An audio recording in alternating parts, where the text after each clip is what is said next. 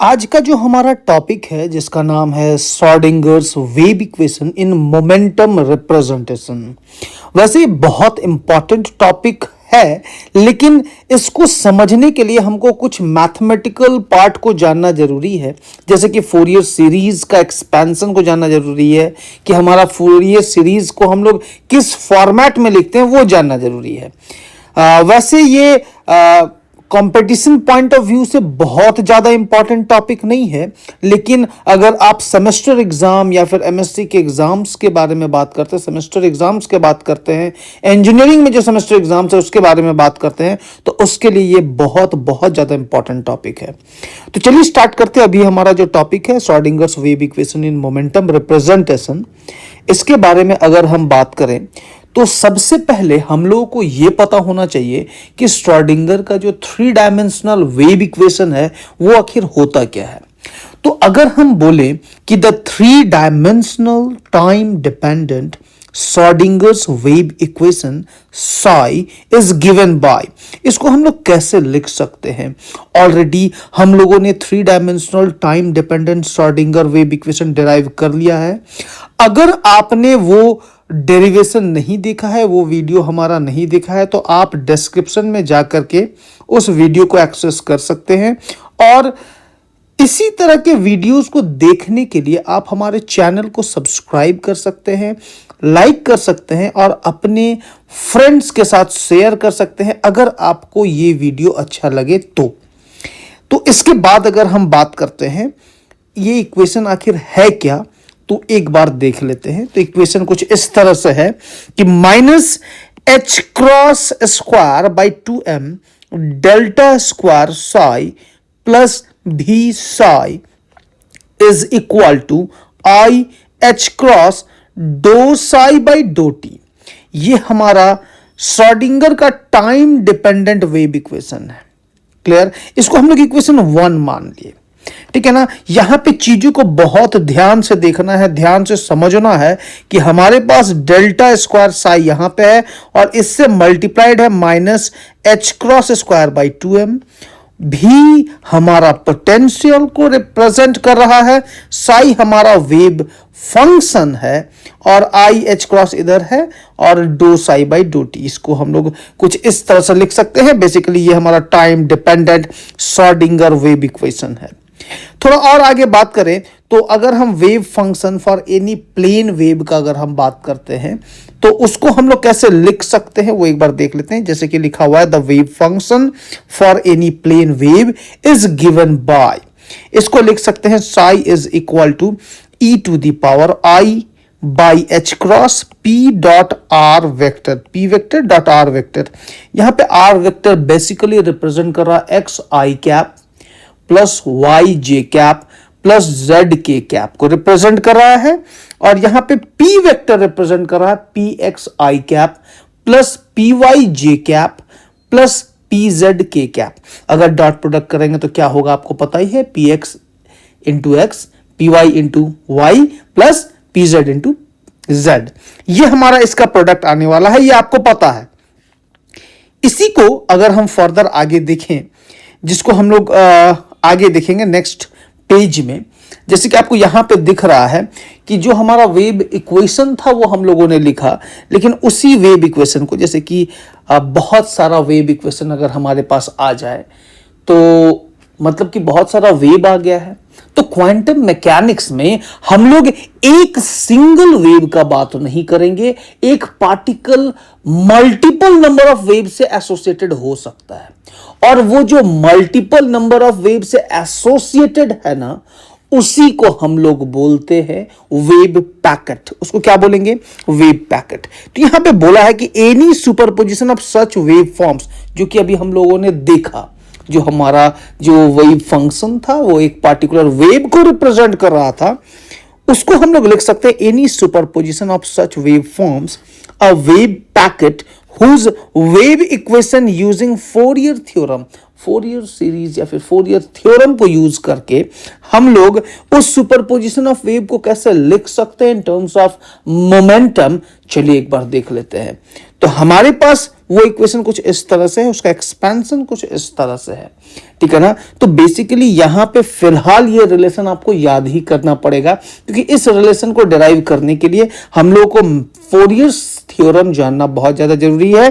तो Fourier theorem को use करके हम लोग किसी और क्लास में ये जो फॉर्म आया है हमारा, इसको हम लोग देख लेंगे, ठीक है ना। फिलहाल के लिए इसको लिख के चलते हैं और इसको इक्वेशन 2 मान करके चलते हैं कि psi is equal to 1 divided by root under 2 pi H cross का power 3 integration of A P exponential के अंदर में I by H cross P dot are vector, P vector dot are vector minus E T bracket close DP. ये हमारा साई का value आ गया। अब यहीं पे हम लोग डिफरेंशिएट करने वाले हैं। क्या डिफरेंशिएट करेंगे? Differentiate equation 2 with respect to time. इसी को हम लोग क्या किसे डिफरेंशिएट करेंगे? टाइम से डिफरेंशिएट कर देते हैं। अगर इसको हम लोग टाइम से डिफरेंशिएट करेंगे तो एक चीज देखिए, इसको टाइम से डिफरेंशिएट करेंगे तो ये पूरा भी टाइम से डिफरेंशिएट होगा, यानी कि यहां पे हम लोग पार्शियल डिफरेंशिएशन करेंगे। कैसा डिफरेंशिएशन? पार्शियल डिफरेंशिएशन, ये समझिएगा। तो ये तो कांस्टेंट हो जाएगा, ये भी कांस्टेंट। तो यहां पे पार्शियल डिफरेंशिएशन टी से तो यही होगा, तो माइनस ई बाहर आएगा, आई बाई एच क्रॉस बाहर आएगा, तो minus E I by H cross बाहर आएगा। तो चलिए एक बार हम लोग देख लेते हैं, पूरा टर्म तो सेम ही रहेगा, बस minus E I by H cross बाहर निकल जाएगा एक कांस्टेंट के फॉर्म में। तो हमारे पास जो इक्वेशन होगा do psi by do t का, ये एज इट इज रह गया। यहां पे हम क्या बोले, बाहर निकल जाएगा क्या? I minus I E by H cross. क्यों? क्योंकि यहां पे डिफरेंशिएट करेंगे तो एक्सपोनेंशियल का तो एज इट इज ही रह जाता है। तो जिसके रेस्पेक्ट में डिफरेंशिएट कर रहे हैं, टी से डिफरेंशिएट कर रहे हैं, तो उसका कोफिशिएंट जो है वो हमारा एज अ कांस्टेंट बाहर मल्टीप्लाइड हो जाता है, जो कि आपको यहां पे दिख भी रहा है। तो ये जो कांस्टेंट है, ये जो कोफिशिएंट ऑफ टी है, coefficient of T basically I by H cross भी मल्टीप्लाइड हो जाएगा। तो ये हमारा minus E I by H cross है, जो कि मल्टीप्लाई होकर के बाहर आ गया है। इसको हम लोग इक्वेशन 3 मान लिए हैं। बहुत ज्यादा इंपॉर्टेंट है, इसको याद रखिएगा। यह इसको हम लोग फर्दर भी हम लोग यूज करेंगे। बेटर है कि अगर आप नहीं लिखे हैं तो इसको एक बार लिख लीजिए, जिससे आपको बहुत बहुत ज्यादा सुविधा होगा आगे इक्वेशंस को समझने के लिए। चलिए आगे बढ़ते हैं। अभी तो हम लोगों ने डिफरेंशिएट किया विथ रेस्पेक्ट टू टी। हम लोगों को टाइम डिपेंडेंट श्रोडिंगर का वेव इक्वेशन को निकालने के लिए सिर्फ टाइम काफी नहीं रहेगा, हम लोग को एक्स से भी तो डिफरेंशिएट करना है, और सिर्फ एक्स से एक बार डिफरेंशिएट नहीं करना है, एक्स से डबल डिफरेंशिएट करना है। तो सबसे पहले तो एक्स से डिफरेंशिएट करते हैं। तो जैसे कि अगर हम एक्स से डिफरेंशिएट करें, उससे पहले हम एक बात बता दें, जैसे कि हम लोगों के पास है पी वेक्टर है, आर वेक्टर है, दोनों का डॉट प्रोडक्ट करेंगे तो p x into x, p y into y, p z into z. इसके बारे में ऑलरेडी अभी हम लोग बात किए हैं, ठीक है ना। क्यों? क्योंकि आर वेक्टर को हम लोग एक्स वाई और जेड आई जे के फॉर्म में लिखते हैं, पी को भी हम लोग वही पी एक्स पी वाई और पी जेड आई जे के फॉर्म में लिखते हैं, और दोनों को मल्टीप्लाई किया गया तो हमारा ये रिजल्ट है हमारे सामने। तो इक्वेशन 2 को फिर से जब हम with respect to x differentiate करते हैं तो हमारे पास क्या रिजल्ट आता है? तो रिजल्ट है हमारा do psi by do x, ठीक है, do psi by do x. और यहां पे P डॉट आर है, तो ये वाला फॉर्म होगा। तो इस फॉर्म में तो ये तो डिफरेंशिएट नहीं होगा, क्योंकि हमारा x से हम लोग डिफरेंशिएट कर रहे हैं, और वो भी पार्शियल डिफरेंशिएशन। तो ये पार्ट तो जीरो हो जाएगा, इसको यहां पे ध्यान में रख के काम करना है। तो px बाहर निकला, तो इसीलिए I P x by H cross. तो यहां पे p होगा, ठीक है ना, और x तो डिफरेंशिएट हो जाएगा, ओवरऑल हमारा यही चीज आ जाएगा। तो जो कोफिशिएंट होगा I P x by H cross हमारे पास आ गया एक बार डिफरेंशिएट करने पे। फिर से एक बार डिफरेंशिएट करते हैं, तो जब दोबारा डिफरेंशिएट किए तो do two psi by do x square आया है। इसको सॉल्व करने पे फिर से एक आई और पी एक्स और बाई एच क्रॉस आएगा, तो आई इंटू आई माइनस हो जाएगा, तो यहां पे -1 हो गया है, इसलिए माइनस का साइन आ गया है, पी एक्स स्क्वायर हो गया, एच क्रॉस स्क्वायर हो गया, और एज इट इज बाकी टर्म हमारा ऐसा ही रह गया। अगर हम इसको पी एक्स से डिफरेंशिएट किया तो हमारा पी एक्स के टर्म्स में आया आंसर, ठीक है ना। और बेसिकली मोमेंटम रिप्रेजेंटेशन है तो पी तो आना चाहिए ना। तो ठीक उसी तरह से x से डिफरेंशिएट किए तो हम लोग फिर से अब y से भी डिफरेंशिएट करके देख लेते हैं। तो सिमिलरली y से भी करेंगे और z से भी करेंगे।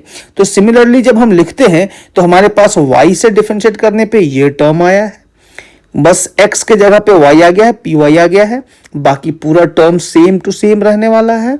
और ठीक उसी तरह से जब हम लोग इसको z से डिफ्रेंशिएट करेंगे तो do two psi by do z square जो होगा वो हमारा कुछ इस तरह से होगा। सारा ही पार्ट x के जैसा ही सेम रहने वाला है, बस पी जेड स्क्वायर का टर्म आएगा। जहां पे हम लोग पी एक्स लिखे थे यहां पे हम लोग पी वाई लिखे, ठीक है ना। अब क्या है कि अगर हम लोग डेल्टा स्क्वायर साई का बात करते हैं तो डेल्टा स्क्वायर साई जो है उसको कैसे लिखा जा सकता है एक बार देख लेते हैं। डेल्टा स्क्वायर साई को हम लोग लिख सकते हैं del square psi by del x square, del square psi by del y square, del square psi by del z square. ये हमारा फॉर्म लिखा जाता है डेल्टा स्क्वायर साई को। इसका वैल्यू हमको पता है, इसका वैल्यू हमको पता है और इसका v वैल्यू पता है। तीनों को जब हम ऐड कर करके लिखेंगे एक साथ, ध्यान से समझना है, एक साथ जब ऐड करेंगे तो ये तो कॉमन है तीनों में, ये कॉमन है, ये कॉमन है, ये पूरा पार्ट कॉमन है, ये पूरा पार्ट कॉमन है। तो यहां पे ये वाला पार्ट ऐड होगा, ये ऐड होगा और एक x वाला जो पार्ट था वो भी तो ऐड होगा ना, हो जाएगा ना। यहां पे हमारे पास एक x का भी तो पार्ट आएगा ना, जो कि आपको पता है। और ये तीनों को जब हम लोग ऐड करेंगे तो माइनस कॉमन आकर के p x square plus p y square plus p z square के टर्म्स में आएगा। तो चलिए एक बार देख लेते हैं। तो सारा ही हमारा कॉमन बाहर निकल गया और यहां पे डेल स्क्वायर साई को हम लोग 1/2 क्रॉस का रूट अंडर का क्यूब लिख करके इंटीग्रेशन दिए और minus p x square plus p y square plus p z square लिख दिए, ठीक है ना। बाकी सारा पार्ट तो एज इट इज कांस्टेंट ही आ गया ना हमारा, जो कि आपको दिख रहा है। और इसको हम लोग इक्वेशन 4 मान लिए। क्या मान लिया हम लोग? इक्वेशन नंबर 4, जो कि आपको बहुत क्लियरली स्क्रीन पे दिख रहा है। ये हमारा इक्वेशन 4 हो गया और यहां पे हम लोगों ने इस पार्ट को कुछ इस तरह से लिखा है। अब p x square, p y square और पी जेड स्क्वायर को हम लोग सिंपली पी स्क्वायर भी तो लिख सकते हैं। क्या लिख सकते हैं? P square. तो चलिए आगे हम लोग फर्दर देखेंगे कि हम लोग क्या लिख रहे हैं क्या नहीं। तो उससे पहले हम लोगों को एक बात करना है कि जैसे कि हमारे पास डेल स्क्वायर साई जो इक्वेशन 4 से आया है और del square psi by del t जो हमारे इक्वेशन 3 से आया है, इसको इक्वेशन 1 में पुट कर देंगे। इक्वेशन 1 में जब पुट करने की बात आती है ना, तो इक्वेशन 1 था क्या ये हमको पता होना चाहिए। याद होगा minus H cross square by 2m del square psi plus V psi equal to I H cross do psi by do T, जो कि हमारा time dependent Schrodinger's wave equation था। उसमें हम लोग डेल स्क्वायर साई का वैल्यू पुट करेंगे और del psi by del t का वैल्यू पुट करेंगे। तो चलिए देखते हैं वैल्यू पुट करने के बाद वैल्यू कैसा दिखता है। आपको यहां दिख भी रहा है कैसा हमको दिखेगा ये।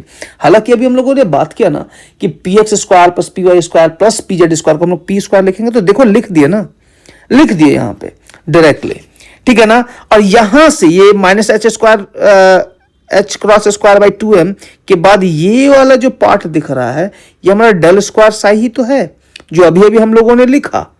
देख रहे हैं ना, ये हमारा डेल स्क्वायर साई ही तो है। और आप एक बार कॉपी में नोट कर रहे होंगे तो उसको अगर आप मिला करके देखते हैं तो आपको समझ में आएगा कि ये वैल्यू आया कहां से, ठीक है ना। तो यही तो है हमारा डेल स्क्वायर साई। तो डेल स्क्वायर साई का वैल्यू हम लोग यहां पे पुट कर दिए, वी साई लिख दिए और यहां पे आई एच क्रॉस के साथ साथ do psi by do t का वैल्यू था। तो ये पार्ट और बाकी ये पार्ट जो है ना do psi by do t का वैल्यू हम लोग पुट कर दिए। और पुट करने के बाद हम लोग को क्या क्या दिखा वो देख लेते हैं। देखो यहां से एच क्रॉस और एच क्रॉस कट जाएगा, माइनस माइनस प्लस हो जाएगा, तो पी स्क्वायर बाई 2m आएगा। बाकी पूरा term as it is same to same. बात समझे? बात समझे ना। तो यहां पे क्या बोले कि एच स्क्वायर गया चांद पे, कट जाएगा और ये माइनस माइनस प्लस हो जाएगा, तो पी स्क्वायर बाई 2m आएगा। बाकी पूरा सेम एज टू एज रह जाएगा। फिर वी साई के बारे में बात करेंगे तो वो भी एज इट इज रह जाएगा। फिर यहां पे 1/2 pi root under 2 pi H cross root under के पावर 3 आई एच क्रॉस, यहां पे H cross H square cut जाएगा, माइनस है आई और आई क्या हो जाएगा -1, तो माइनस माइनस प्लस हो जाएगा। यहां पे ओवरऑल प्लस ई आ जाएगा। सिंपली क्या आ जाएगा? प्लस ई, और बाकी एज इट इज पूरा ही रह जाएगा। इस पूरे टर्म को अगर हम लोग लेफ्ट हैंड साइड लेकर के जाएं, देखो यहां पे ये भी कॉमन है, ये पार्ट भी यहां पे कॉमन है, पूरा पूरी कॉमन दिख रहा है। तो ये और ये कॉमन है, तो एक्स्ट्रा यहां पे क्या आ रहा है? ई। तो पी स्क्वायर बाई 2m में सीधा सीधी ई माइनस हो जाएगा।